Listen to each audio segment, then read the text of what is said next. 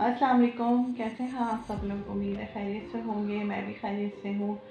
तो आज की वीडियो को स्टार्ट करते हैं। और आज भी मैं आपके लिए बहुत बहुत अच्छी रेसिपी लेके आई हूँ मछली के सालन की।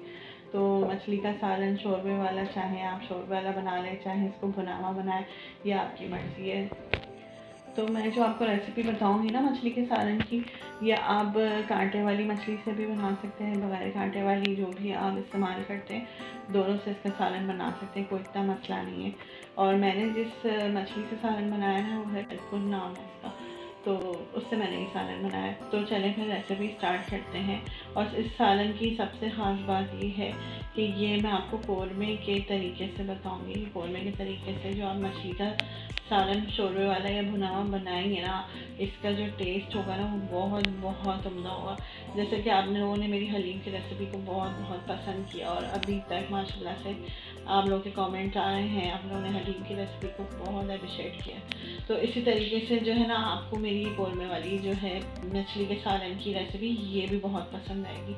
इसमें भी ज़्यादा झमेले नहीं है, ये भी बहुत झटपट से बन के मछली का सालन तैयार हो जाएगा। वैसे तो मैं और भी तरीक़ों से मछली का सालन बनाती हूँ, सबसे पहले ये आसान मेथड वाला तरीका यूज़ करूँगी। तो वो मैं आपको आज आपके साथ शेयर करूँगी। और आप लोग ज़रूर ट्राई कीजिएगा, मुझे अपना फीडबैक देना कि मछली का सालन जो कोरमा स्टाइल में है ये आपको कैसा लगा। तो चलें जल्दी से चलकर रेसिपी स्टार्ट करते हैं। तो यहाँ पर मैंने कांटे वाली मछली ली है। आपको जो भी फ़िश यूज़ करनी है आप वही यूज़ करें, बग़ैर कांटे की या कांटे वाली जो भी है, ठीक है। इसमें मैं जो है ना दही तकरीबन आधी प्याली लगा के रखूँगी। अच्छा, दही लाने से पहले ना मैंने मछली को अच्छी तरह से वॉश कर लिया था पानी से। अब मैं इसमें दही और 1 टीस्पून नमक डाल के इसको अच्छी तरह मिक्स करके रख दूँगी।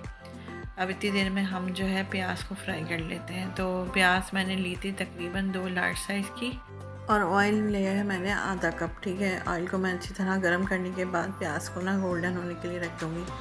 मीडियम आंच पे जो है हमें प्याज को गोल्डन करना है।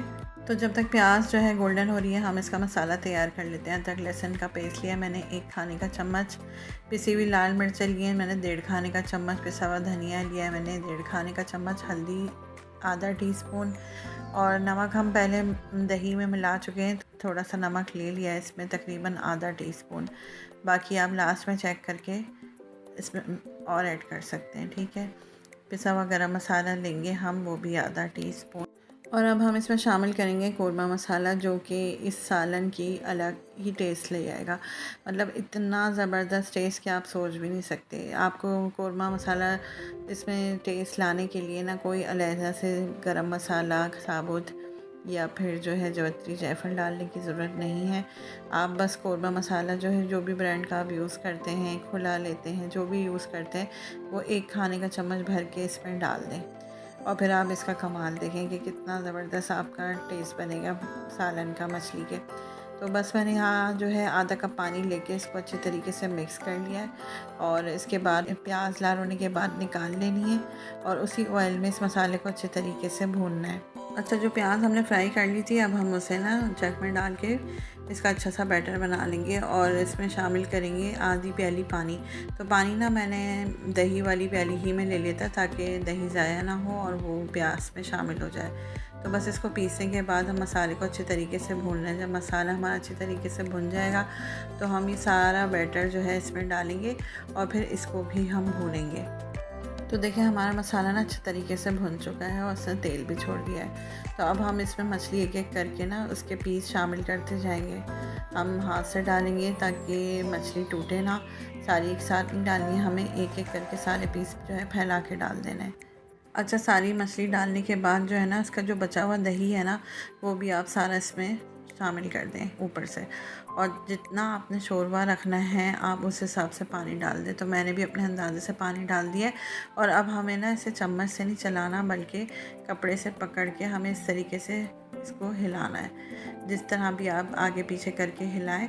और उसके बाद इसको कवर करके इसको पकने के लिए रख दें। तकरीबन 5 से 8 मिनट लगते हैं इसको तेज़ आंच पे पकाना है हमें, ठीक है। मछली हमारी ना कंप्लीट पक चुकी है और अब हम इसे चम्मच की मदद से बिल्कुल इस तरीके से आहिस्ता आहिस्ता से चलाएंगे ताकि ये टूटे ना। और इतना ज़बरदस्त ये सालन बनता है ना, तो देखिए कितने कम वक्त में जो है ना ये मछली का सालन कोरमा स्टाइल में बन के तैयार हो गया है।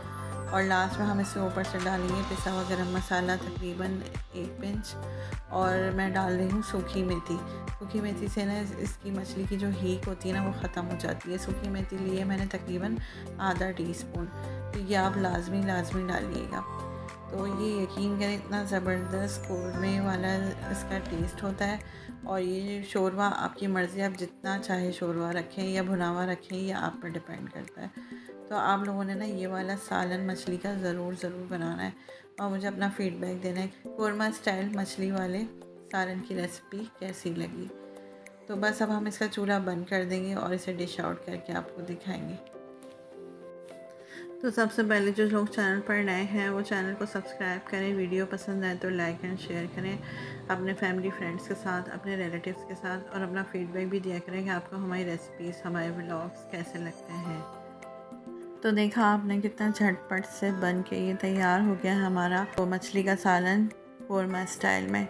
और आप इसे चावल के साथ खाएं या फिर रोटी के साथ खाएं, जिस तरह भी खाएं, खुशबूदार कोरमा स्टाइल मछली का सालन रेडी है। ये बहुत ही टेस्टी, बहुत ही ज़बरदस्त बनता है। आप लोग इस रेसिपी को ज़रूर ट्राई कीजिएगा और मुझे अपना फीडबैक देना कि आपको मेरी रेसिपी कैसी लगी। उम्मीद है आज की रेसिपी आपको पसंद आई होगी। इंशाल्लाह फिर आएंगे नई रेसिपी, नई वीडियो, नए व्लॉग लेके। अपना बहुत सारा ख्याल रखिएगा, दुआओं में याद रखिएगा। अल्लाह हाफ़िज़।